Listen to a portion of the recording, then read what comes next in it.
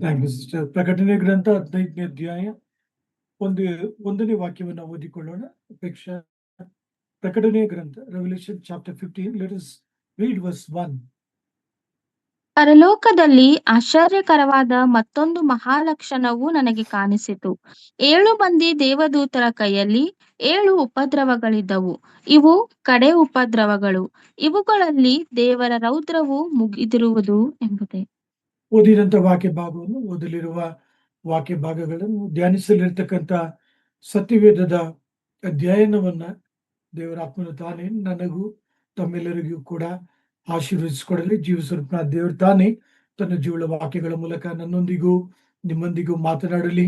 ಈ ಒಂದು ಧ್ಯಾನದ ಮೂಲಕ ಕರ್ತನ ಕೃಪೆಯಲ್ಲಿಯೂ ಕರ್ತನ ಜ್ಞಾನದಲ್ಲಿಯೂ ನಾವೆಲ್ಲರೂ ಬೆಳೆಯುವಂತೆ ಕರ್ತನು ತನ್ನ ಅಪಾರವಾದ ಕೃಪೆಯನ್ನ ನಮ್ಮೆಲ್ಲರಿಗೆ ದಾಯಪಾಲಿಸಲಿ. ಪ್ರಿಯ ದೈವ ಜನರೇ, ಈ ಲೋಕದಲ್ಲಿ ನಮ್ಮ ಸುತ್ತಮುತ್ತಲು ಕ್ರೈಸ್ತ ಮಂಡಲದಲ್ಲಿ ದೇವರ ಮಕ್ಕಳಿಗೆ ವಿರುದ್ಧವಾಗಿ ಉಂಟಾಗುವಂತ ಅನ್ಯಾಯಗಳು, ಹಿಂಸಾಚಾರಗಳು, ಅವೆಲ್ಲವುಗಳನ್ನ ದೇವರು ನ್ಯಾಯ ತೀರಿಸುವಾತನಾಗಿದ್ದಾನೆ. ಹೌದು, ಪ್ರಕಟಣೆಯ ಗ್ರಂಥ 15ನೇ ಅಧ್ಯಾಯ ಈ ಒಂದು ಧ್ಯಾನದಲ್ಲಿ ಅದರ ಒಂದು ಪ್ರಾಮುಖ್ಯತೆಯನ್ನ, ಮೂಲ ಅಂಶವನ್ನ ನಿಮ್ಮೊಂದಿಗೆ ಧ್ಯಾನಿಸಲು ಬಯಸುತ್ತೇನೆ. ಪ್ರಕಟಣೆಯ ಗ್ರಂಥ 15ನೇ ಅಧ್ಯಾಯದಲ್ಲಿ 3 ಭಾಗಗಳಾಗಿ ಈ ಒಂದು ಚಿಕ್ಕ ಅಧ್ಯಾಯವನ್ನ ಧ್ಯಾನಿಸಬಹುದು. 8 ವಾಕ್ಯಗಳುಂಟು. ಈ 3 ಅಧ್ಯಾಯಗಳನ್ನ ನಾವು 3 ಭಾಗವಾಗಿ ಧ್ಯಾನಿಸಲಿದ್ದೇವೆ. ಈ ದಿನದ ಧ್ಯಾನದಲ್ಲಿ ಅದರ ಒಂದು ಶೀರ್ಷಿಕೆಯನ್ನು ನಾವು ನೋಡುವಾಗ, ನಮ್ಮ ದೇವರು ಆತನು ಮುಯ್ಯಿ ತೀರಿಸುವಾತನಾಗಿದ್ದಾನೆ ಎಂಬ ಶೀರ್ಷಿಕೆಯಲ್ಲಿ ಈ ಒಂದು ವಾಕ್ಯ ಭಾಗಗಳನ್ನ ನಾವು ಧ್ಯಾನಿಸುವಂತವರಾಗಿದ್ದೇವೆ. ಇಲ್ಲಿ ಯೋಹಾನರು 1ನೇ ವಾಕ್ಯದಲ್ಲಿ ತಿಳಿಸುತ್ತಿದ್ದಾರೆ, ಪರಲೋಕದಲ್ಲಿ ಆಶ್ಚರ್ಯಕರವಾದ ಮತ್ತೊಂದು ಮಹಾಲಕ್ಷಣವು ನನಗೆ ಕಾಣಿಸಿತು ಎಂಬುದಾಗಿ ಅವರು ತಿಳಿಸುವಂತವರಾಗಿದ್ದಾರೆ. ಹಾಗಾದರೆ ಅವರು ಪ್ರಕಟಣೆ ಗ್ರಂಥ 4ನೇ ಅಧ್ಯಾಯದಿಂದ ಅನೇಕ ದರ್ಶನಗಳನ್ನ ಕಾಣುತ್ತಾ ಬರುತ್ತಿದ್ದಾರೆ. 6ನೇ ಅಧ್ಯಾಯದಿಂದ ನಾವುಗಳು ಗಮನಿಸುವಾಗ ನ್ಯಾಯ ತೀರ್ಪಿಗೆ ಸಂಬಂಧಿಸಿದಂತ ದರ್ಶನಗಳನ್ನ ಅವರು ಕಾಣುತ್ತಾ ಬರುತ್ತಿದ್ದಾರೆ. 3 ಪ್ರಾಮುಖ್ಯವಾದಂತ ಸಂಗತಿಗಳನ್ನ ನಮ್ಮ ನೆನಪಿಗೆ ತೆಗೆದುಕೊಳ್ಳೋಣ. ಮೊದಲನೆಯ ದರ್ಶನದಲ್ಲಿ ನಾವುಗಳು ಗಮನಿಸುವಾಗ 6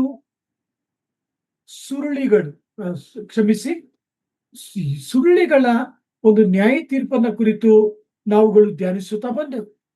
ಮೊದಲ ಸುರುಳಿ ಬಿಚ್ಚಿದಾಗ ಏನು ಜರುಗಿತು, 2ನೇ ಸುರುಳಿ ಬಿಚ್ಚಿದಾಗ ಏನು ಜರುಗಿತು ಎಂಬ ಸಂಗತಿಗಳನ್ನ ನಾವು ಧ್ಯಾನಿಸುತ್ತಾ ಬಂದಿದ್ದೇವೆ. ಅವುಗಳನ್ನ ದಯಮಾಡಿ ನೆನಪು ಮಾಡಿಕೊಳ್ಳಿರಿ.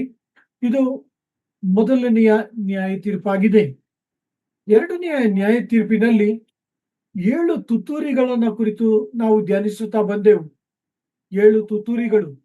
ಒಂದು ತುತ್ತೂರಿ ಊದಿದಾಗ ಏನು ಸಂಭವಿಸಿತು ಎಂಬುದಾಗಿ ನಾವುಗಳು ಧ್ಯಾನಿಸುತ್ತಾ ಬಂದೆವು.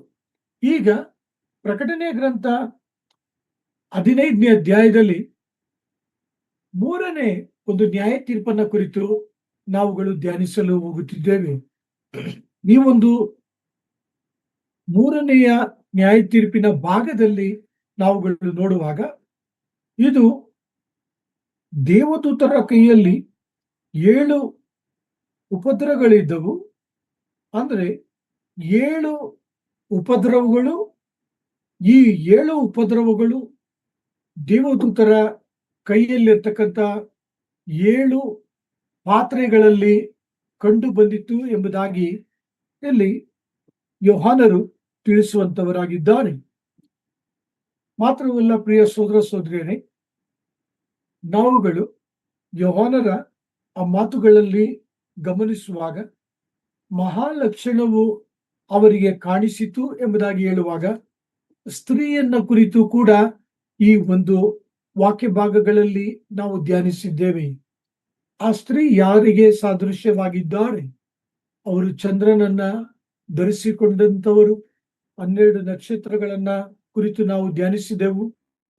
ಸೂರ್ಯನನ್ನ ಧರಿಸಿಕೊಂಡು ಈ ಹಲವಾರು ಲಕ್ಷಣಗಳನ್ನ ಕುರಿತು ಈ ವಾಕ್ಯ ಭಾಗಗಳನ್ನ ನಾವು ಓದುವಾಗ, ಧ್ಯಾನಿಸುವಾಗ ಒಂದರ ನಂತರ ಒಂದು ಯೋಹಾನರು ದರ್ಶನವನ್ನ ಅವರು ಕಾಣುತ್ತಾ ಬಂದರು. ಸೊ 15ನೇ ಅಧ್ಯಾಯ, ಪ್ರಕಟಣೆ 15ನೇ ಅಧ್ಯಾಯ, ನಿಮ್ಮ ಕನ್ನಡ ಸತ್ಯವೇದಗಳನ್ನ ನೀವು ಗಮನಿಸುವುದಾದರೆ 7 ಉಪದ್ರವಗಳನ್ನ ಕುರಿತದ್ದು ಎಂಬುದಾಗಿ ಈ ಒಂದು ಶೀರ್ಷಿಕೆಯಲ್ಲಿ ನಾವು ಪ್ರಾರಂಭವನ್ನ ನಾವು ಕಾಣುವಂತವರಾಗಿದ್ದೇವೆ. ಪ್ರಿಯರೇ, ನಿಮ್ಮ ಗಮನಕ್ಕೆ ತರುವಂತ ಒಂದು ಆತ್ಮೀಯ ಸಂಗತಿ ಏನೆಂದರೆ, ಕರ್ತನು ಎಲ್ಲವುಗಳ ವಿಷಯವಾಗಿ ಆತನು ನ್ಯಾಯ ತೀರಿಸುವಾತನಾಗಿದ್ದಾನೆ. ಈ ಲೋಕದಲ್ಲಿ ದೇವರ ಮಕ್ಕಳಿಗೆ ವಿರುದ್ಧವಾಗಿ ಜರುಗುವಂತ ಯಾವ ಸಂಗತಿಗಳು ಕೂಡ ಆತನಿಂದ ಮರೆಯಾಗಿ ಹೋಗುವುದಿಲ್ಲ. ಪ್ರತಿಯೊಂದು ವಿಷಯಗಳನ್ನು ಕೂಡ ಆತನು ವಿಚಾರಣೆ ಮಾಡುವಾತನಾಗಿದ್ದಾನೆ. ಕಳೆದ ದಿನದ ಮುನ್ನುಡಿಯಲ್ಲಿ ಅಥವಾ ಪೀಠಿಕೆಯಲ್ಲೂ ಕೂಡ ಯಾವ ರೀತಿಯಾಗಿ ಆತನು ಉಪದ್ರವಗಳನ್ನ ಕುರಿತು ಕಾರ್ಯವನ್ನ, ತನ್ನ ನ್ಯಾಯವನ್ನ ತೀರಿಸುತ್ತಾನೆ, ನಿರ್ವಹಿಸುತ್ತಾನೆ ಎಂಬ ಸಂಗತಿಗಳನ್ನ ಕ್ಲುಪ್ತವಾಗಿ ನಿಮ್ಮ ಸಂಗಡ ಹಂಚಿಕೊಂಡಿದ್ದೇನೆ. ಈ ಒಂದು ಪ್ರಕಟಣೆಯ ಗ್ರಂಥ 15ನೇ ಅಧ್ಯಾಯ 1ನೇ ವಾಕ್ಯದಲ್ಲಿ ನಾವುಗಳು ಗಮನಿಸುವಾಗ, ಇವುಗಳಲ್ಲಿ ದೇವರ ರೌದ್ರವು ಮುಗಿದಿರುವುದು. ಅಂದ್ರೆ ಈ 7 ಪಾತ್ರೆಗಳ ಉಗ್ರತೆ ಈ ಲೋಕದ ಮೇಲೆ ಕರ್ತನು ತಂದ ನಂತರ ಮತ್ತೆ ಯಾವ ನ್ಯಾಯ ತೀರ್ಪು ಕೂಡ ಇದು ಇಲ್ಲಿ ಭೂಮಿಯ ಮೇಲೆ ಉಂಟಾಗುವುದಿಲ್ಲ ಎಂಬುದನ್ನ ಕುರಿತು ಈ ವಾಕ್ಯ ಭಾಗ ಮಾತನಾಡುತ್ತದೆ. ಸುಪ್ರಿಯರೇ, ಈ ಒಂದು ವಾಕ್ಯಗಳನ್ನ ನಾವು ಬಹಳ ಶ್ರದ್ಧೆಯಿಂದ ಕೇಳೋಣ ಮತ್ತು ಇವುಗಳಿಗೆ ಪ್ರಾಮುಖ್ಯತೆಯನ್ನು ಕೊಡೋಣ. ಯಾಕೆಂದ್ರೆ ಈ ವಾಕ್ಯಗಳು ನೆರವೇರುವಂತ ಒಂದು ಸಮಯವಾಗಲಿ, ಗಳಿಗೆ ಆಗಲಿ ಬಹು ಸಮೀಪದಲ್ಲಿದೆ ಎಂಬ ಸಂಗತಿಗಳನ್ನ ಮನದಟ್ಟು ಮಾಡಿಕೊಳ್ಳೋಣ. ವಾಕ್ಯದ ಧ್ಯಾನದಲ್ಲಿ ನಾವು ಮುಂದಕ್ಕೆ ಸಾಗೋಣ. ಪ್ರಕಟಣೆಯ ಗ್ರಂಥ 15ನೇ ಅಧ್ಯಾಯ 2ನೇ ವಾಕ್ಯ ಓದುವುದನ್ನು ಕೇಳಿಸಿಕೊಳ್ಳೋಣ. ಬೆಂಕಿ ಬೆರೆತ ಗಾಜಿನ ಸಮುದ್ರವೋ ಎಂಬಂತೆ ಏನೋ ಒಂದು ನನಗೆ ಕಾಣಿಸಿತು. ಆಗ ಮೃಗದ ವಿಗ್ರಹಕ್ಕೆ ನಮಸ್ಕರಿಸದೆಯೂ ಅದರ ಹೆಸರಿನ ಅಂಕೆಯನ್ನು ಮುದ್ರೆ ಹಾಕಿಸಿಕೊಳ್ಳದೆಯೂ ಅದರ ಮೇಲೆ ಜಯ ಹೊಂದಿದವರು ದೇವರ ಸೇವಾರ್ಥವಾದ ವೀಣೆಗಳನ್ನು ಕೈಯಲ್ಲಿ ಹಿಡಿದುಕೊಂಡು ಗಾಜಿನ ಸಮುದ್ರದ ಬಳಿಯಲ್ಲಿ ನಿಂತು. ಸೊ ಈ ವಾಕ್ಯವನ್ನ ನೀವು ಗಮನಿಸುವಾಗ ಈ ವಾಕ್ಯದಲ್ಲಿ ಬಹು ಸ್ಪಷ್ಟವಾಗಿ ಯೋಹಾನರು ತಿಳಿಸುತ್ತಿದ್ದಾರೆ, ಬೆಂಕಿ ಬೆರೆತ ಗಾಜಿನ ಸಮುದ್ರವೋ ಎಂಬಂತೆ ಏನೋ ಒಂದು ನನಗೆ ಕಾಣಿಸಿತು. ಸೊ ನೀವು ಈ ವಾಕ್ಯವನ್ನ ಸೂಕ್ಷ್ಮವಾಗಿ ನೀವುಗಳು ಗಮನಿಸುವುದಾದರೆ, ಇಲ್ಲಿ ಪ್ರಕಟಣೆಯ ಗ್ರಂಥದಲ್ಲಿ ಹಿಂಸೆಯಲ್ಲಿ ಹಾದು ಹೋದಂತ ದೇವರ ಮಕ್ಕಳು ನಿಂತಿರುವುದನ್ನ ಕುರಿತು ಯೋಹಾನರು ತಿಳಿಸುತ್ತಿದ್ದಾರೆ. ಎರಡನೇದಾಗಿ, ಅವರು ಕರ್ತನೊಂದಿಗೆ ನಿಂತಿರುವುದನ್ನ ಕುರಿತು ಈ ವಾಕ್ಯ ಭಾಗದಲ್ಲಿ ಗಮನಿಸುವಂತವರಾಗಿದ್ದೇವೆ. ಇವರು ಎಲ್ಲಿಂದ ಬಂದರು? ಇವರು ಈ ಭೂಮಿಯಲ್ಲಿ ಹಿಂಸೆಯಲ್ಲಿ ಹಾದು ಹೋಗಿ ಈಗ ಕರ್ತನ ಸಮ್ಮುಖದಲ್ಲಿದ್ದಾರೆ. ಇವರು ಹಾದು ಹೋದಂತ ಒಂದು ಹಿಂಸೆ ಸಾಧಾರಣವಾದ ಹಿಂಸೆ ಅಲ್ಲ, ಬಹು ಕ್ರೂರವಾದಂತ ಒಂದು ಹಿಂಸೆಯಲ್ಲಿ ಅವರು ಹಾದು ಹೋಗಿದ್ದಾರೆ. ಈಗ ಅವರುಗಳು ಕರ್ತನ ಸಮ್ಮುಖದಲ್ಲಿದ್ದಾರೆ. ಅವರು ನಿಂತಿರತಕ್ಕಂತ ಒಂದು ನೆಲ ಅಥವಾ ಸಮತಟ್ಟಿನ ಪ್ರದೇಶವನ್ನ ನಾವು ನೋಡುವಾಗ ಯೋಹಾನರು ತಿಳಿಸುತ್ತಿದ್ದಾರೆ, ಗಾಜಿನ ಸಮುದ್ರವೋ ಎಂಬಂತೆ. ಪ್ರಕಟಣೆಯ ಗ್ರಂಥ 21ನೇ ಅಧ್ಯಾಯದಲ್ಲಿ ನಾವುಗಳು ಗಮನಿಸುವುದಾದರೆ ಅಲ್ಲಿ ಯೋಹಾನರು ಹೇಳುತ್ತಿದ್ದಾರೆ, ನಾನು ನೂತನ ಆಕಾಶವನ್ನು ನೂತನ ಭೂಮಂಡಲವನ್ನು ಕಂಡೆನು. ಭೂಮಿಯಾಗಲಿ ಸಮುದ್ರವಾಗಲಿ ಹಳೆ ಸಮುದ್ರವಾಗಲಿ ಇಲ್ಲ ಎಂಬುದಾಗಿ ಅದರಲ್ಲಿ ನಾವು ಓದುತ್ತೇವೆ. ಓದುವುದನ್ನು ಕೇಳಿಸಿಕೊಳ್ಳೋಣ. Revelation chapter 21 verse 1. Let us hear the reading. ತರುವಾಯ ನೂತನ ಆಕಾಶಮಂಡಲವನ್ನು ನೂತನ ಭೂಮಂಡಲವನ್ನು ಕಂಡೆನು. ಮೊದಲಿದ್ದ ಆಕಾಶಮಂಡಲವು ಮೊದಲಿದ್ದ ಭೂಮಂಡಲವು ಇಲ್ಲದೆ ಹೋದವು, ಇನ್ನು ಸಮುದ್ರವು ಇಲ್ಲ ಎಂಬುದೇ. ಸೊ ಸಮುದ್ರ ಇಲ್ಲ ಎಂಬುದಾಗಿ ಅವರು ಅಲ್ಲಿ ಸ್ಪಷ್ಟವಾಗಿ ತಿಳಿಸುವಂತವರಾಗಿದ್ದಾರೆ. ಹಾಗಾದರೆ ಯೋಹಾನರು ಈ ವಾಕ್ಯ ಭಾಗದಲ್ಲಿ ವರ್ಣಿಸುವಂತ ಸಮುದ್ರ ಅದು ನಿಜವಾದಂತ ಒಂದು ಸಮುದ್ರವಲ್ಲ. ನಿಮ್ಮ ವಾಕ್ಯದ ಮೂಲಕ ನಿಮ್ಮ ನೆನಪನ್ನ ಕೆದಕಲು ಬಯಸುತ್ತೇನೆ ಮತ್ತು ವಾಕ್ಯಕ್ಕೆ ಒತ್ತು ಕೊಡಲು ಬಯಸುತ್ತೇನೆ. ಪ್ರಕಟಣೆಯ ಗ್ರಂಥ 4ನೇ ಅಧ್ಯಾಯ 6ನೇ ವಾಕ್ಯ ಓದುವುದನ್ನು ಕೇಳಿಸಿಕೊಳ್ಳೋಣ. Revelation chapter 4 verse 6.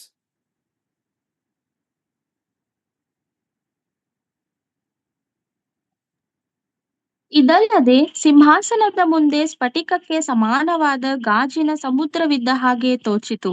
ಸಿಂಹಾಸನದ ಮಧ್ಯದಲ್ಲಿ ಅದರ 4 ಕಡೆಗಳಲ್ಲಿ 4 ಜೀವಿಗಳಿದ್ದವು, ಅವುಗಳಿಗೆ ಹಿಂದೆ ಮುಂದೆ ತುಂಬಾ ಕಣ್ಣುಗಳಿದ್ದವು ಎಂಬುದೇ. ಸೊ ಈ ವಾಕ್ಯವನ್ನು ನೀವು ಗಮನಿಸಿರಿ.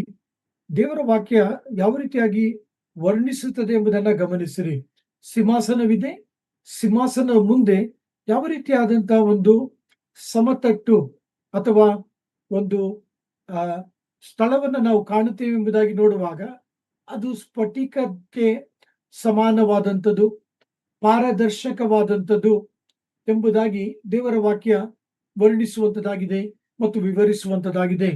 ದೇವರ ಪಾದದ ಬಳಿ, ಸರ್ವಶಕ್ತನಾದ ದೇವರ ಪಾದದ ಬಳಿ ಇರತಕ್ಕಂತ ಒಂದು ನೆಲಗಟ್ಟು ಎಂಬುದಾಗಿ ನಾವು ಅದನ್ನ ಭಾಷಾಂತರಿಸುವುದಾದರೆ ಅದು ಅತಿಶಯವಾದಂತಹ ಒಂದು ಮಾತಲ್ಲ.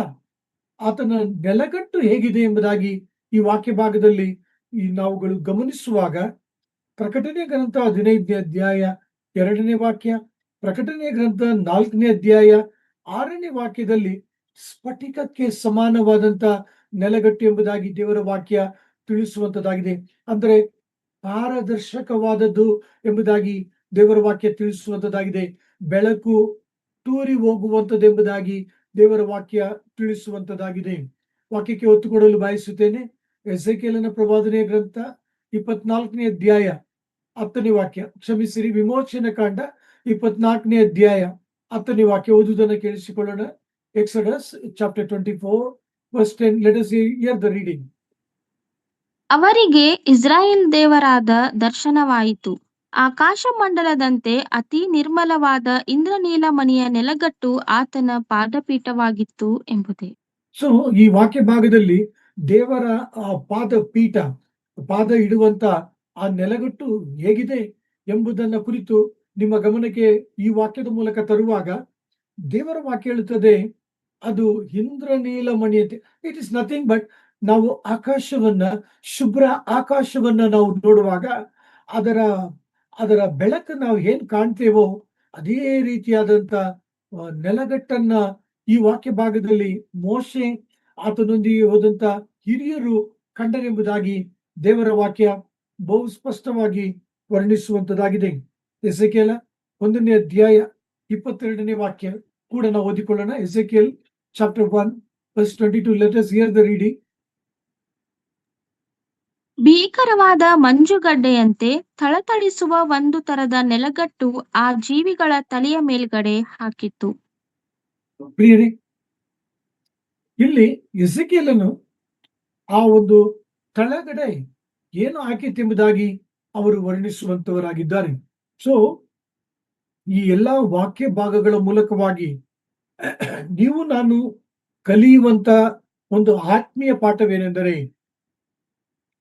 ಪ್ರಿಯನೇ, ಈ ಒಂದು ಸತ್ಯವೇದದ ಧ್ಯಾನದಲ್ಲಿ ನಾನು ತಿಳಿದುಕೊಂಡಂತ ಒಂದು ಆತ್ಮೀಯ ಪಾಠವನ್ನ ನಿಮ್ಮ ಎದೆಯ ಮೇಲೆ ತರುತ್ತಿದ್ದೇನೆ, ನಿಮ್ಮ ಒಂದು ಕಣ್ಣುಗಳ ಮುಂದೆ ತರುತ್ತಿದ್ದೇನೆ.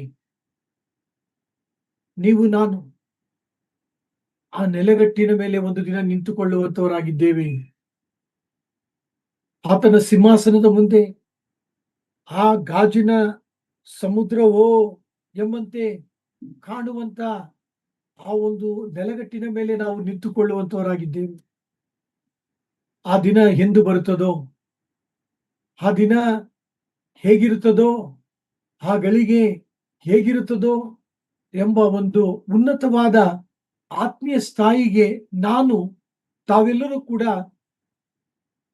ಬೆಳೆಯಬೇಕೆಂಬುದಾಗಿ, ಆಶಿಸಬೇಕೆಂಬುದಾಗಿ ಈ ಒಂದು ವಾಕ್ಯ ಭಾಗದ ಮೂಲಕ ಈ ಧ್ಯಾನದಲ್ಲಿ ನಿಮ್ಮ ಗಮನಕ್ಕೆ ತರುವಂತವನಾಗಿದ್ದೇನೆ. ಕರ್ತನ ಸಮ್ಮುಖ, ಕರ್ತನ ನೆಲಗಟ್ಟು ಎಷ್ಟು ಉತ್ತಮವಾದದ್ದು ನೀವು ನಾನು ಬಯಸಬೇಕು. ನಾವು ಎಂದೂ ಬಯಸಿಲ್ಲ. ಆದ ಕಾರಣ ಈ ಒಂದು ಧ್ಯಾನದಲ್ಲಿ ನಾನು ದೇವರಾತ್ಮನ ಮೂಲಕವಾಗಿ ಏನನ್ನ ಕಲಿತುಕೊಂಡೇನೋ ಅದನ್ನು ನಿಮ್ಮ ಗಮನಕ್ಕೆ ತರುತ್ತಿದ್ದೇನೆ. ಅದ್ಭುತವಾದಂಥದ್ದು, ಫಳಫಳ ಎಂಬುದಾಗಿ ಹೊಳೆಯುವಂಥದ್ದು ತಮ್ಮೆಲ್ಲರಿಗೆ ವಜ್ರವನ್ನ ಕುರಿತು ತಿಳಿದಿದೆ.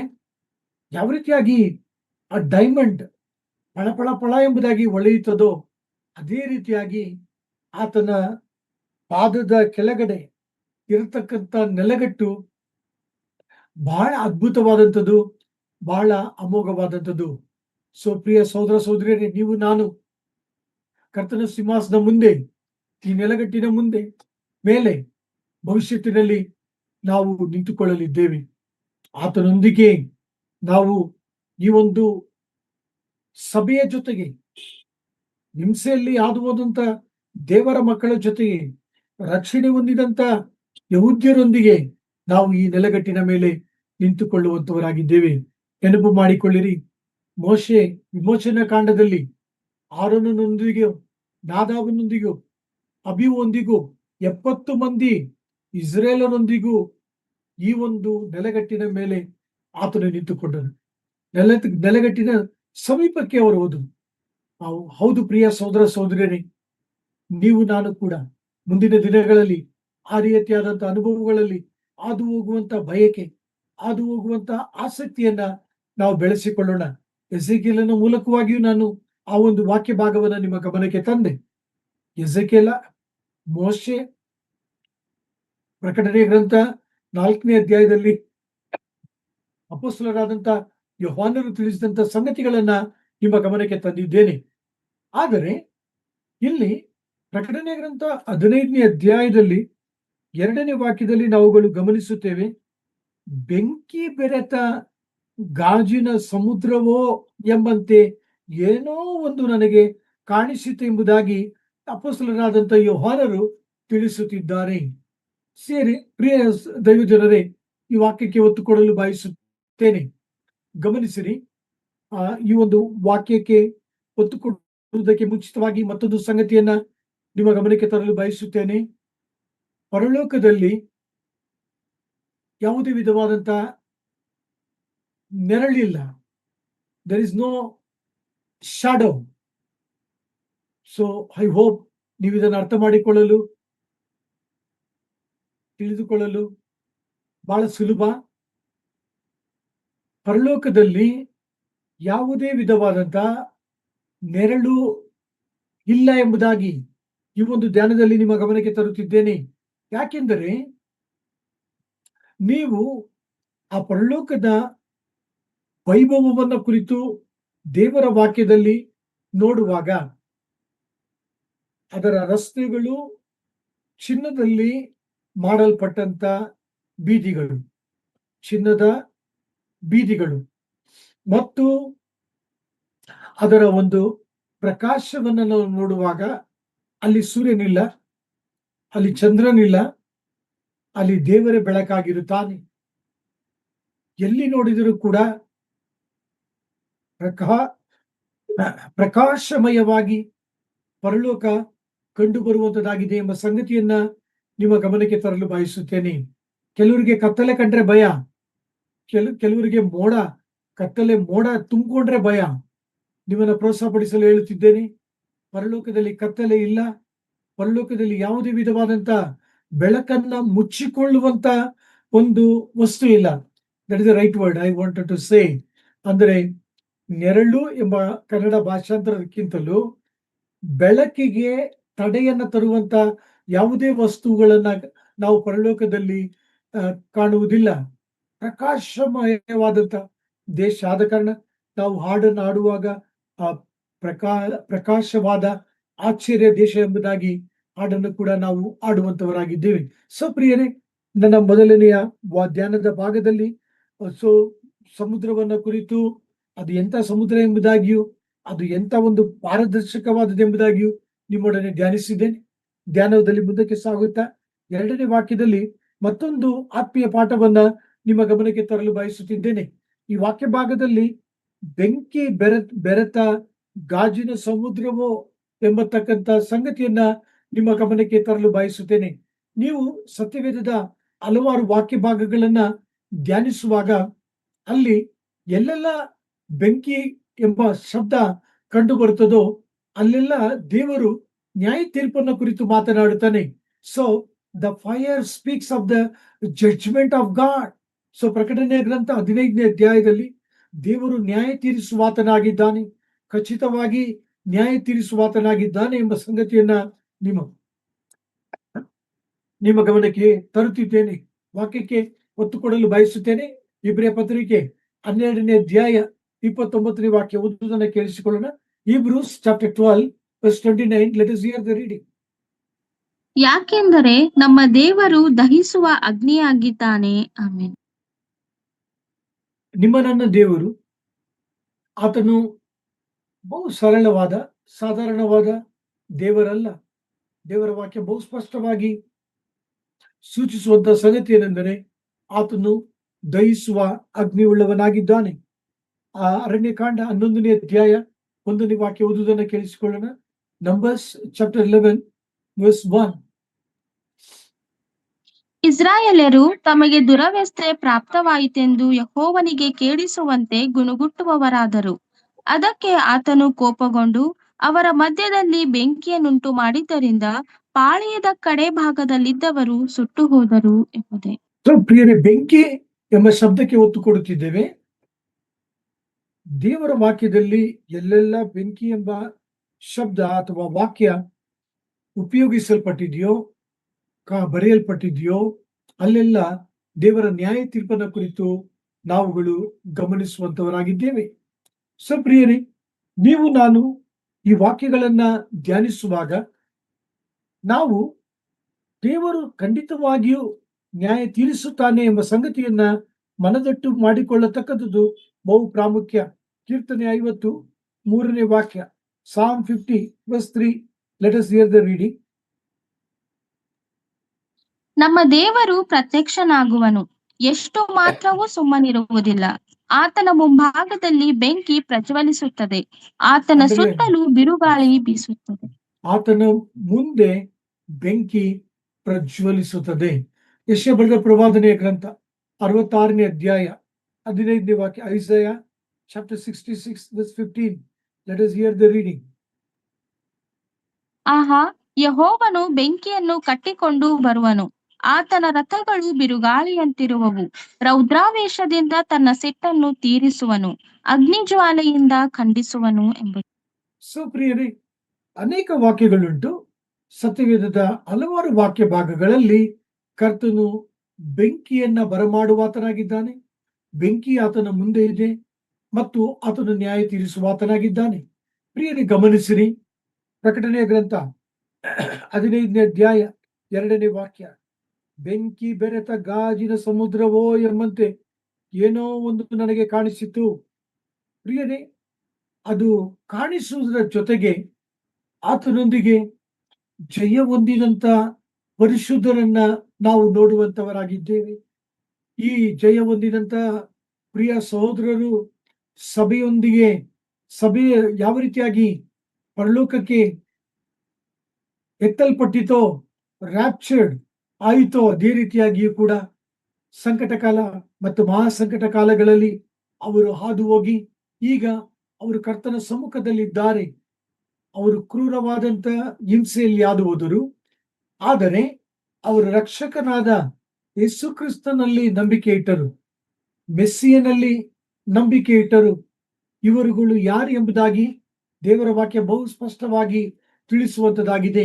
ಪ್ರತಿ ಕುಲ, ಪ್ರತಿ ಭಾಷೆ, ಪ್ರತಿ ದೇಶ, ಪ್ರತಿ ಜನಾಂಗದಿಂದ, ಇಸ್ರೇಲೊಳಗಿಂದ ಈ ಒಂದು ಪರಿಶುದ್ಧರು ಅವರು ರಕ್ಷಣೆ ಹೊಂದಿದರು.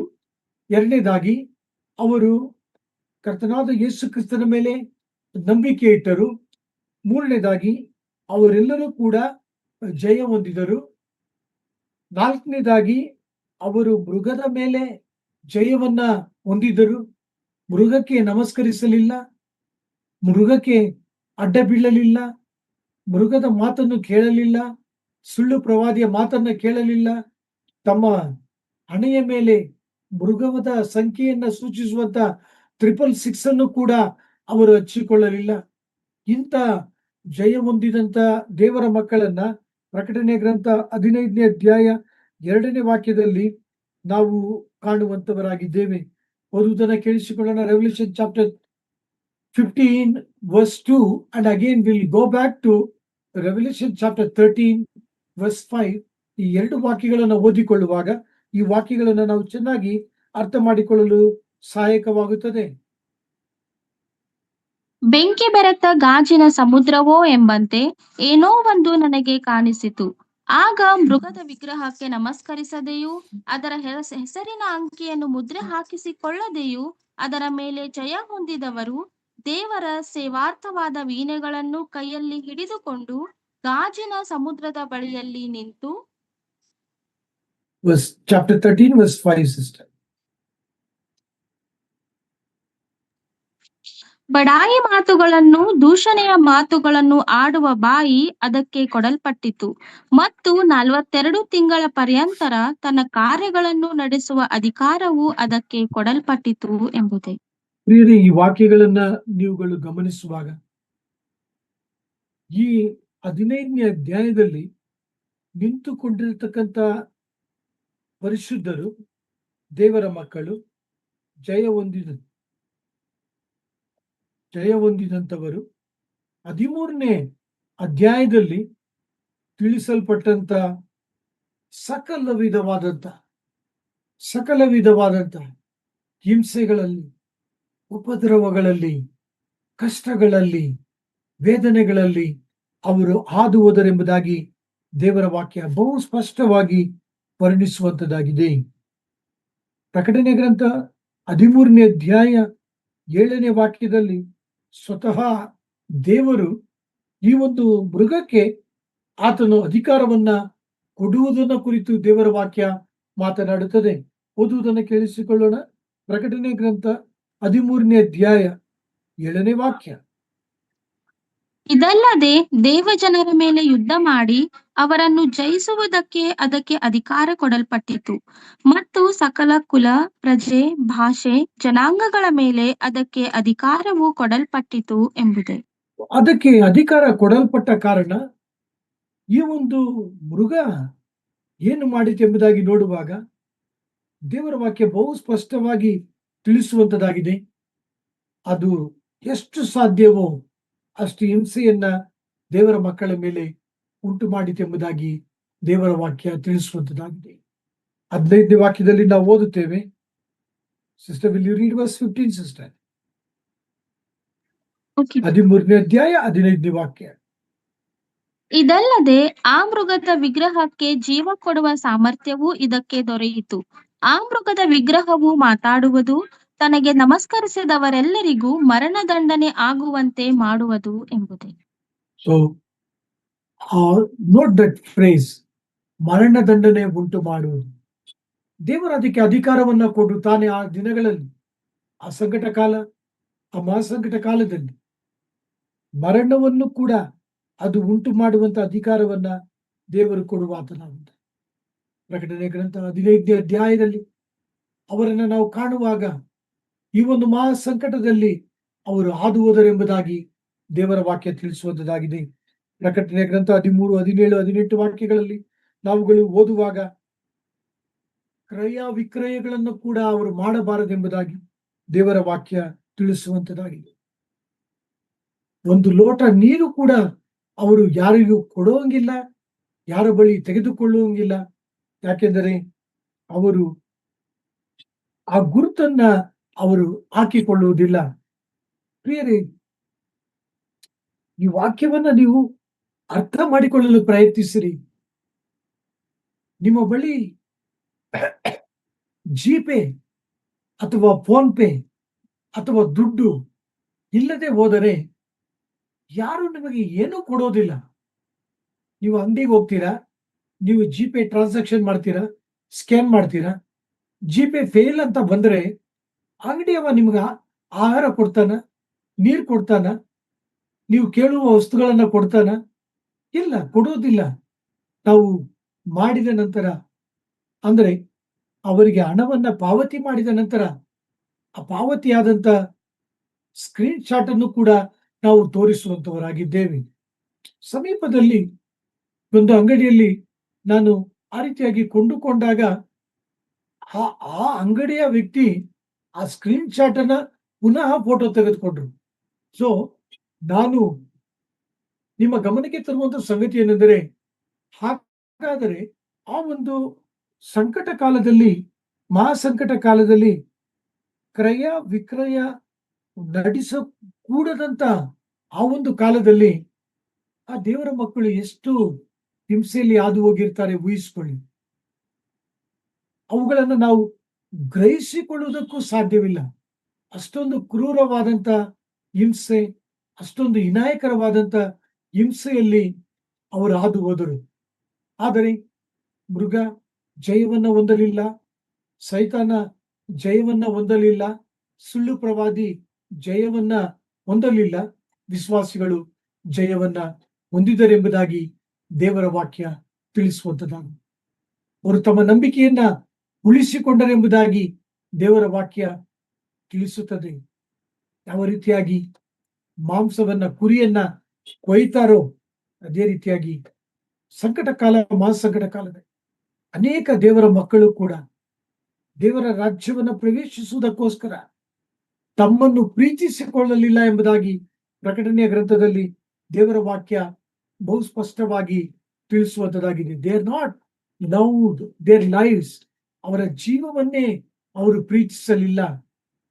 ಗಮನಿಸಿರಿ, ಪ್ರಕಟಣೆಯ ಗ್ರಂಥ 13ನೇ ಅಧ್ಯಾಯದಲ್ಲಿ ದೇವರ ಮಕ್ಕಳನ್ನ ಇಷ್ಟೆಲ್ಲ ಹಿಂಸೆ ಮಾಡಿದಂತ ವ್ಯಕ್ತಿಗಳ ಮೇಲೆ, ಜನಗಳ ಮೇಲೆ ಕರ್ತನು 15ನೇ ಅಧ್ಯಾಯ 2ನೇ ವಾಕ್ಯದಲ್ಲಿ ನ್ಯಾಯ ತೀರಿಸಲು ನಿಂತುಕೊಳ್ಳುವಂತವನಾಗಿದ್ದಾನೆ. That is a comforting word for you and for me. ನಿಮಗೂ ನನಗೂ ಇದು, ಈ ವಾಕ್ಯಗಳು ಆದರಣೆಯನ್ನ ಕೊಡುವಂತ ವಾಕ್ಯಗಳಾಗಿವೆ. ನಮಗೊಬ್ಬ ದೇವರಿದ್ದಾನೆ, ಆತನು ಮುಯಿ ತೀರಿಸುವಂತ ದೇವರಾಗಿದ್ದಾನೆ. ವಾಕ್ಯಕ್ಕೆ ಒತ್ತು ಕೊಡಲು ಬಯಸುತ್ತೇನೆ. ಮತ್ತಾಯ ಬರೆದ ಸುವಾರ್ತೆ 18ನೇ ಅಧ್ಯಾಯ ವಾಕ್ಯವನ್ನು ಓದಿಕೊಳ್ಳೋಣ. Mathews gospel chapter 18. ಈ ವಾಕ್ಯ ಭಾಗದಲ್ಲಿ ಯೇಸು ಸ್ವಾಮಿ ಹೇಳ್ತಾ ಇದ್ದಾರೆ, ನೀವು ನನ್ನ ಮಕ್ಕಳಿಗೆ ತೊಡಕನ್ನ ಉಂಟು ಮಾಡಬೇಡಿರಿ. ನೀವು ತೊಡಕನ್ನ ಉಂಟು ಮಾಡುವುದಾದರೆ ನಾನು ನಿಮಗೆ ದಂಡನೆಯನ್ನ ಕೊಡುತ್ತೇನೆ. verse 7 sister, verse 7 to 9. Okay. ತೊಡಕುಗಳು ಬರುವುದರಿಂದ ಲೋಕಕ್ಕೆ ಎಷ್ಟೋ ಕೇಡು. ತೊಡಕುಗಳು ಹೇಗಾದರೂ ಬರುವವು. ಆದಾಗ್ಯೂ ಯಾವ ಮನುಷ್ಯನಿಂದ ತೊಡಕು ಬರುತ್ತದೋ ಅವನ ಗತಿಯನ್ನು ಏನು ಹೇಳಲಿ? ಹಾಗಾದರೆ ನಿನ್ನ ಕೈಯಾಗಲಿ ನಿನ್ನ ಕಾಲಾಗಲಿ ನಿನ್ನನ್ನು ಪಾಪದಲ್ಲಿ ಸಿಕ್ಕಿಸುವುದಾದರೆ ಅದನ್ನು ಕಡಿದು ಬಿಸಾಟು ಬಿಡು. ಎರಡೂ ಕೈ ಎರಡು ಕಾಲು ಉಳ್ಳವನಾಗಿದ್ದು ನಿತ್ಯವಾಗಿರುವ ಬೆಂಕಿಯಲ್ಲಿ ಹಾಕಿಸಿಕೊಳ್ಳುವುದಕ್ಕಿಂತ ಕೈ ಕಾಲು ಕಳಕೊಂಡವನಾಗಿ ಜೀವದಲ್ಲಿ ಸೇರುವುದು ನಿನಗೆ ಉತ್ತಮ. ನಿನ್ನ ಕಣ್ಣು ನಿನ್ನನ್ನು ಪಾಪದಲ್ಲಿ ಸಿಕ್ಕಿಸುವುದಾದರೆ ಅದನ್ನು ಕಿತ್ತು ಬಿಸಾಟು ಬಿಡು. ಎರಡು ಕಣ್ಣುಳ್ಳವನಾಗಿದ್ದು ಅಗ್ನಿ ನರಕದಲ್ಲಿ ಹಾಕಿಸಿಕೊಳ್ಳುವುದಕ್ಕಿಂತ ಒಂದೇ ಕಣ್ಣುಳ್ಳವನಾಗಿದ್ದು ಜೀವದಲ್ಲಿ ಸೇರುವುದು ನಿನಗೆ ಉತ್ತಮ. ಸೊ ಪ್ರಿಯರೇ, ದೇವರ ವಾಕ್ಯ ಬಹು ಸ್ಪಷ್ಟವಾಗಿ ತಿಳಿಸುತ್ತದೆ. ಕಣ್ಣನ ಕುರಿತು ದೇವರು ಮಾತನಾಡ್ತಾನೆ, ಕಾಲನ ಕುರಿತು ದೇವರು ಮಾತನಾಡ್ತಾ ಇದ್ದಾನೆ. ಆತನು ಮಾತನಾಡುವಂತ ಒಂದು ಉದ್ದೇಶವೇನೆಂದರೆ, ಏನೇ ಆಗಲಿ, ಯಾವುದು ಅವಶ್ಯವೋ ಅದನ್ನ ಮಾಡಿ ಎಂಬುದಾಗಿ ಆತನು ಹೇಳ್ತಾ ಇದ್ದಾನೆ. ತೊಡಕನ್ನ ಉಂಟು ಮಾಡಬೇಡ, ತೊಡಕಿನಲ್ಲಿ ಸಿಲುಕಿಕೊಳ್ಳಬೇಡ. 10ನೇ ವಾಕ್ಯದಲ್ಲಿ sister please help me. verse 10, 10ನೇ ವಾಕ್ಯ. ಓಕೆ. ಈ ಚಿಕ್ಕವರಲ್ಲಿ ಒಬ್ಬನನ್ನಾದರೂ ತಾತ್ಸಾರ ಮಾಡಬಾರದು. ನೋಡಿರಿ, ಪರಲೋಕದಲ್ಲಿ ಅವರ ದೂತರು ಪರಲೋಕದಲ್ಲಿರುವ ನನ್ನ ತಂದೆಯ ಮುಖವನ್ನು ಯಾವಾಗಲೂ ನೋಡುತ್ತಲಿದ್ದಾರೆ ಎಂದು ನಿಮಗೆ ಹೇಳುತ್ತೇನೆ. ಒಬ್ಬ ಕ್ರೈಸ್ತನನ್ನ ಯಾರೇ ಆಗಲಿ ಆತನು ಅನ್ಯಾಯವಾಗಿ ನಡೆಸಿಕೊಳ್ಳುವುದಾದರೆ, ಒಬ್ಬ ಕ್ರೈಸ್ತನಿಗೆ ವಿರುದ್ಧವಾಗಿ ಯಾರಾದರೂ ಎದ್ದು ಬರುವುದಾದರೆ, ಒಬ್ಬ ಕ್ರೈಸ್ತನಿಗೆ ವಿರುದ್ಧವಾಗಿ ಅನ್ಯಾಯದ ತೀರ್ಪು ಜರುಗುವುದಾದರೆ, ಪ್ರಿಯ ದೈವಜನರೇ, ಈ ವಾಕ್ಯಗಳನ್ನ ಗಮನಿಸಿರಿ. ದೇವರು ತನ್ನ ಮಕ್ಕಳನ್ನ ನೋಡುತ್ತಿದ್ದಾನೆ, ಪ್ರತಿ ಕ್ರೈಸ್ತರನ್ನ ನೋಡುತ್ತಿದ್ದಾನೆ. ಪರಲೋಕದಲ್ಲಿ ಅವರ ದೂತರು ಪರಲೋಕದಲ್ಲಿರುವ ನನ್ನ ತಂದೆಯ ಮುಖವನ್ನು ಯಾವಾಗಲೂ ನೋಡುತ್ತಲಿದ್ದಾರೆ ಎಂದು ನಿಮಗೆ ಹೇಳುತ್ತೇನೆ. ಸೋ ಪ್ರಿಯರೇ, ನೀವು ನಾನು ಈ ವಾಕ್ಯದ ಮೂಲಕ ಆದರಣೆಯನ್ನ ಹೊಂದಿಕೊಳ್ಳೋಣ. ನಮಗೊಬ್ಬ ಕರ್ತನಿದ್ದಾನೆ. ಆತನ ಮಕ್ಕಳಿಗೆ ಯಾರು ತೊಡಕನ್ನ ಉಂಟು ಮಾಡುತ್ತಾರೆ, ಯಾರು ಅನ್ಯಾಯ ಮಾಡುತ್ತಾರೆ, ಯಾರು ಆತನ ಮಕ್ಕಳಿಗೆ ವಿರೋಧವಾಗಿ ಎದ್ದು ಬರುತ್ತಾರೋ ಅವರನ್ನ ಖಂಡಿತವಾಗಿ ಆತನು ನ್ಯಾಯ ತೀರಿಸುವಾತನಾಗಿದ್ದಾನೆ. ಮತ್ತಾಯ ಬರೆದ ಸುವಾರ್ತೆ 25ನೇ ಅಧ್ಯಾಯ, Matthew's Gospel, chapter 25. Let us hear the reading. 1 6 sister, I'll give the reference. Matthew's Gospel, chapter 25, verse 41 till 45. ಆಮೇಲೆ ಆತನು ಎಡಗಡೆಯಲ್ಲಿರುವವರಿಗೆ, ಶಾಪಗ್ರಸ್ತರೇ, ನನ್ನನ್ನು ಬಿಟ್ಟು ಪಿಶಾಚನಿಗೂ ಅವನ ದೂತರಿಗೂ ಸಿದ್ಧ ಮಾಡಿರುವ ನಿತ್ಯ ಬೆಂಕಿಯೊಳಕ್ಕೆ ಹೋಗಿರಿ. ನಾನು ಹಸಿದಿದ್ದೆನು, ನೀವು ನನಗೆ ಊಟಕ್ಕೆ ಕೊಡಲಿಲ್ಲ. ನಾನು ಬಾಯಾರಿದ್ದೆನು, ನೀವು ನನಗೆ ಕುಡಿಯುವುದಕ್ಕೆ ಕೊಡಲಿಲ್ಲ. ಪರದೇಶಿಯಾಗಿದ್ದೆನು, ನೀವು ನನ್ನನ್ನು ಸೇರಿಸಿಕೊಳ್ಳಲಿಲ್ಲ. ಬಟ್ಟೆ ಇಲ್ಲದವನಾಗಿದ್ದೆನು, ನೀವು ನನಗೆ ಉಡುವುದಕ್ಕೆ ಕೊಡಲಿಲ್ಲ. ರೋಗದಲ್ಲಿ ಬಿದ್ದಿದ್ದೆನು, ಸೆರೆಮನೆಯಲ್ಲಿದ್ದೆನು, ನೀವು ನನ್ನನ್ನು ಆರೈಕೆ ಮಾಡುವುದಕ್ಕೆ ಬರಲಿಲ್ಲವೆಂದು ಹೇಳುವನು. ಅದಕ್ಕೆ ಅವರೂ ಸಹ, ಸ್ವಾಮಿ, ಯಾವಾಗ ನೀನು ಹಸಿದಿದ್ದನ್ನು, ನೀನು ಬಾಯಾರಿದ್ದನ್ನು, ನೀನು ಪರದೇಶಿಯಾದದ್ದನ್ನು, ಬಟ್ಟೆ ಇಲ್ಲದವನಾಗಿದ್ದನ್ನು, ರೋಗದಲ್ಲಿ ಬಿದ್ದಿದ್ದನ್ನು, ಸೆರೆಮನೆಯಲ್ಲಿದ್ದನ್ನು ಕಂಡು ನಿನಗೆ ಉಪಚಾರ ಮಾಡದೆ ಹೋದೆವು ಅನ್ನುವರು. ಆಗ ಆತನು, ನೀವು ಈ ಕೇವಲ ಅಲ್ಪವಾದವರಲ್ಲಿ ಒಬ್ಬನಿಗೆ ಏನೇನು ಮಾಡದೆ ಹೋದಿರೋ ಅದನ್ನು ನನಗೂ ಮಾಡದೆ ಹೋದ ಹಾಗಾಯಿತು ಎಂದು ನಿಮಗೆ ಸತ್ಯವಾಗಿ ಹೇಳುತ್ತೇನೆ ಅನ್ನುವನು. Continue, sister. 46. ಮತ್ತು ಇವರು ನಿತ್ಯ ಶಿಕ್ಷೆಗೂ ನೀತಿವಂತರು ನಿತ್ಯ ಜೀವಕ್ಕೂ ಹೋಗುವರು. ಆಮೆನ್. ಸೋ ಪ್ರಿಯ ದೈವಜನರೇ, ವಾಕ್ಯವನ್ನು ಅರ್ಥ ಮಾಡಿಕೊಳ್ಳಿ. ಸಂಕಟ ಕಾಲದಲ್ಲಿ, ಮಹಾ ಸಂಕಟ ಕಾಲದಲ್ಲಿ ದೇವರ ಮಕ್ಕಳಿಗೆ ಯಾರು ನೀರು ಕೊಡುವುದಿಲ್ಲವೋ, ಯಾರು ವಸ್ತ್ರವನ್ನ ಕೊಡುವುದಿಲ್ಲವೋ, ಯಾರು ಅವರ ಆರೋಗ್ಯದ ವಿಷಯದಲ್ಲಿ ಅಕ್ಕರೆಯನ್ನ ತೋರಿಸುವುದಿಲ್ಲವೋ, ಅವೆಲ್ಲವುಗಳನ್ನ ಕುರಿತು ಈ ವಾಕ್ಯ ಭಾಗ ಮಾತನಾಡುತ್ತದೆ. ನಾವು ಈ ವಾಕ್ಯವನ್ನ ಅನೇಕ ಸಮಯದಲ್ಲಿ ಈಗಿನ ಪರಿಸ್ಥಿತಿಯನ್ನ ನಾವು ನಮ್ಮ ಮುಂದೆ ಇಟ್ಟುಕೊಂಡು ಇದನ್ನ ಧ್ಯಾನಿಸಿದ್ದೇವೆ, ನಿಜ. ಆದರೆ ಈ ಒಂದು ವಾಕ್ಯ ಭಾಗ ಸಂಕಟ ಕಾಲ ಮತ್ತು ಮಹಾಸಂಕಟ ಕಾಲದಲ್ಲಿ ಹೆಚ್ಚಾಗಿ ಅನ್ವಯಿಸುವಂತ ಒಂದು ವಾಕ್ಯ ಭಾಗವಾಗಿದೆ. ಆದ ಕಾರಣ ಪ್ರಿಯ ಸಹೋದರ ಸಹೋದರಿಯರೇ, ನೀವು ನಾನು ಈ ವಾಕ್ಯಗಳನ್ನು ನಂಬೋಣ. ಕರ್ತನು ತಡ ಮಾಡದೆ ಆತನು ನ್ಯಾಯ ತೀರಿಸುವಾತನಾಗಿದ್ದಾನೆ ಎಂಬುದಾಗಿ ಹೇಳುವುದಕ್ಕಿಂತಲೂ ಆತನು ಮುಯ್ಯಿ ತೀರಿಸುವಂತ ಕರ್ತನಾಗಿದ್ದಾನೆ. ಕೀರ್ತನೆ 94. Let us turn our Bibles to Psalm 94. ಇಡೀ ಕೀರ್ತನೆಯನ್ನು ಓದಿಕೊಳ್ಳೋಣ. ಸಮಯದ ಅಭಾವದ ಕಾರಣ ಕೆಲವು ವಾಕ್ಯಗಳನ್ನು ನಿಮ್ಮ ಗಮನಕ್ಕೆ ತರಲು ಬಯಸುತ್ತೇನೆ. Psalm 94, verse 1. ಯೆಹೋವನೇ, ಮುಯ್ಯಿ ತೀರಿಸುವ ದೇವರೇ ಪ್ರಕಾಶಿಸು.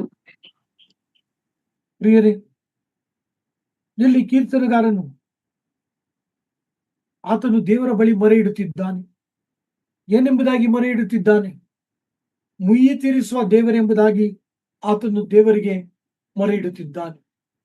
ನಮಗೊಬ್ಬ ದೇವರಿದ್ದಾನೆ, ಆತನು ಮುಯಿ ತೀರಿಸುವಂತ ದೇವರು. ಇಂದಲ್ಲ, ನಾಳೆಯಲ್ಲ, ಆತನು ನಿಗದಿ ಮಾಡಿದಂತ ದಿನದಲ್ಲಿ ಆತನು ಮುಯಿ ತೀರಿಸುವಾತನಾಗಿದ್ದಾನೆ. ಆದ ಕಾರಣ ಪ್ರಿಯ ಪರಿಶುದ್ಧರೇ, ನಿಮಗೆ ಸಮಯವಿರುವಾಗ ಈ ಕೀರ್ತನೆ 94 ಕೀರ್ತನೆಯಲ್ಲಿ 23 ವಾಕ್ಯಗಳುಂಟು.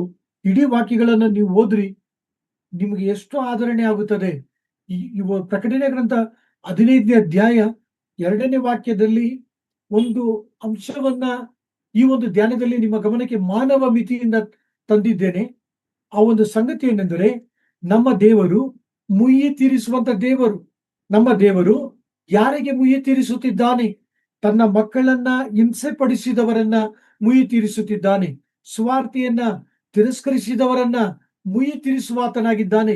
ದೇವರ ಮಕ್ಕಳನ್ನ ಯಾರೆಲ್ಲ ಹಿಂಸೆ ಮಾಡಿದರೋ ಅವರನ್ನ ಮುಯ್ಯಿ ತೀರಿಸುವಂತ ಕರ್ತನಾಗಿದ್ದಾನೆ. ಪ್ರಿಯರೇ, ನೀವು ನಾನು ದೇವರ ಮಕ್ಕಳಿಗೆ ಈ ರೀತಿ ಆಯ್ತು, ಆ ರೀತಿ ಆಯ್ತು, ಮಣ್ಣು ಮಾಡೋದಿಕ್ಕೆ, ಸಮಾಧಿ ಮಾಡೋದಿಕ್ಕೆ ಜಾಗ ಕೊಡ್ಲಿಲ್ಲ, ಆರಾಧನೆ ಮಾಡುವಾಗ ಬಂದು ಹೊಡೆದರು ಎಂಬುದಾಗಿ ಅವರು ಹೇಳುವಾಗ ನಮ್ಮ ಹೃದಯ, ನಮ್ಮ ರಕ್ತ ಕುದಿಯುತ್ತದಲ್ಲವೇ? ಇಷ್ಟೊಂದು ದೇವರ ಮಕ್ಕಳಿಗೆ ಅನ್ಯಾಯವಾಗುತ್ತದೆ ಎಂಬುದಾಗಿ ನಾವು ಕೇಳುವಾಗ, ನಾವು ನೋಡುವಾಗ, ಆ ದೃಶ್ಯಗಳನ್ನ ನೋಡುವಾಗ ಎಷ್ಟೊಂದು ವೇದನೆ ನಮ್ಮಲ್ಲಿ ಕಾಣಿಸಿಕೊಳ್ಳುತ್ತದಲ್ಲ. ಪ್ರಿಯ ಸಹೋದರ ಸಹೋದರಿ, ವಾಕ್ಯವನ್ನ ಗಮನಿಸಿರಿ. ಕೀರ್ತನೆ 94, ದೇವರ ಶಿಕ್ಷೆ ರಕ್ಷೆಗಳಿಗೆ ಒಳಗಾಗದವನು ಧನ್ಯನು. ಹೌದು ಪ್ರಿಯರೇ, ನಮ್ಮ ವಿರೋಧವಾಗಿ ಹೇಳುವಂತ ಪ್ರತಿಯೊಬ್ಬರನ್ನು ಕೂಡ ಆತನು ನ್ಯಾಯ ತೀರಿಸುವಾತನಾಗಿದ್ದಾನೆ. ಕೀರ್ತನೆ 94:21. ಸಿಸ್ಟರ್ ಪ್ಲೀಸ್, ಕೀರ್ತನೆ 94:21.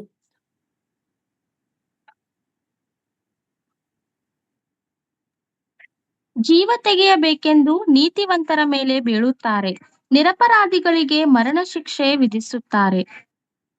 ಪ್ರಿಯರೇ, ಇದು ನಿಜವಲ್ಲವಾ? ಈ ದಿನಗಳಲ್ಲಿ ಅನೇಕ ಕಡೆಗಳಲ್ಲಿ ಈ ಸಂಗತಿಗಳು ಜರುಗುತ್ತಿಲ್ಲವಾ? ಆದರೂ ಕೂಡ ದೇವರ ವಾಕ್ಯ ನನ್ನನ್ನು ನಿಮ್ಮನ್ನು ಪ್ರೋತ್ಸಾಹಪಡಿಸುತ್ತದೆ. ರೋಮ 12ನೇ ಅಧ್ಯಾಯ, ದೇವರ ವಾಕ್ಯವನ್ನ ನೆನಪು ಮಾಡಿಕೊಡ್ರಿ. ಮುಯ್ಯಿ ತೀರಿಸುವುದು ನಿಮ್ಮ ಕೆಲಸವಲ್ಲ. ನಾನು ಮುಯ್ಯಿ ತೀರಿಸುತ್ತೇನೆ, ನಾನು ನ್ಯಾಯ ತೀರಿಸುತ್ತೇನೆ ಎಂಬುದಾಗಿ ರೋಮ 12ನೇ ಅಧ್ಯಾಯದಲ್ಲಿ ಸ್ವತಃ ಪೌಲರು ದೇವರ ವಾಕ್ಯವನ್ನ ನಮ್ಮ ಗಮನಕ್ಕೆ ತರುವಂತವರಾಗಿದ್ದಾರೆ. ಆದ ಕಾರಣ ಪ್ರಿಯ ದೈವಜನರೇ, ನೀವು ನಾನು ನಮ್ಮ ಆತ್ಮೀಯ ಜೀವಿತದಲ್ಲಿ ಮುಯ್ಯಿ ತೀರಿಸುವುದನ್ನ ಕರ್ತನಿಗೆ ಬಿಡೋಣ ಮತ್ತು ಕರ್ತನ ಕೃಪಾಹಸ್ತಕ್ಕೆ ನಮ್ಮನ್ನ ಒಪ್ಪಿಸಿಕೊಡೋಣ. ಈ ಒಂದು ಧ್ಯಾನದ ಮುಕ್ತಾಯದಲ್ಲಿ ನಾನು ನಿಮ್ಮನ್ನ ಕಳಕಳಿಯಿಂದ ಕೇಳಿಕೊಳ್ಳುತ್ತಿದ್ದೇನೆ. ಪ್ರಿಯರೇ, ಧೈರ್ಯವಾಗಿರಿ. ನೀವು ನಾನು ಯೇಸು ಕ್ರಿಸ್ತನ ಮೇಲೆ ನಂಬಿಕೆ ಇಡುವುದಕ್ಕೂ, ಶ್ರಮೆಗಳನ್ನ, ಹಿಂಸೆಗಳನ್ನ ಅನುಭವಿಸುವುದಕ್ಕೂ ದೇವರು ನಮಗೆ ಅನುಗ್ರಹವನ್ನ ಮಾಡಿದ್ದಾನೆ. ಆದ ಕಾರಣ ಧೈರ್ಯದಿಂದಿರಿ. ಹಿಂಸೆಯಲ್ಲಿ ಹಾದು ಹೋಗುವಂತ, ಕಷ್ಟದಲ್ಲಿ ಹಾದು ಹೋಗುವಂತ, ದುಃಖದಲ್ಲಿ ಹಾದು ಹೋಗುವಂತ ಸಭೆಗೋಸ್ಕರವಾಗಿ, ದೇವರ ಮಕ್ಕಳಿಗೋಸ್ಕರವಾಗಿ ಪ್ರಾರ್ಥಿಸುತ್ತೀರಿ. ಕರ್ತನ ಕೃಪೆ ನಿಮ್ಮೆಲ್ಲರೊಂದಿಗಿರಲಿ. ದೇವರ ನಾಮಕ್ಕೆ ಸ್ತೋತ್ರ.